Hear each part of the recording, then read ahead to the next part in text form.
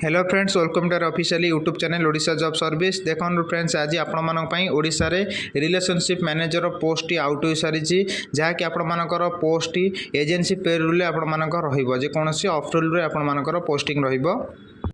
ओडिशार समस्त जिलार केवल पुरुष कैंडिडेट माने ए जॉब टी इलिजिबल हो पारे। एथि सहित आपण मानकर क्वालिफिकेशन मिनिमम ग्रेजुएशन किंबा एमबीए पास करथिबा कैंडिडेट माननकु ही नियुक्ति दिया जिवो।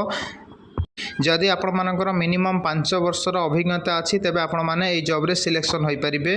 सैलरी आपण मानकर मिनिमम 30,000 रु 40,000 मध्य आपण मानकर सैलरी सहित इनसेंटिव रहिबा। आपण मानकर ड्यूटी टाइम आपण मानकर 8 घंटा रु 9 घंटा मध्य आपण मानकर रहिबो। जॉब रोल आपण मानकर बैंकिंग प्रोडक्ट ट्रेनिंग ऊपर रहिबो किबा client relationship branch management team management मध्य आपण मानकर वर्क रहिबो। जदि आपण माने एही जॉब पई इंटरेस्टेड अछंती तबे दिया जायथिबा ऑफिशियली कांटेक्ट नंबर रे सीधा सड़क जोगाजोग करी जॉब टी को पाई परिबे।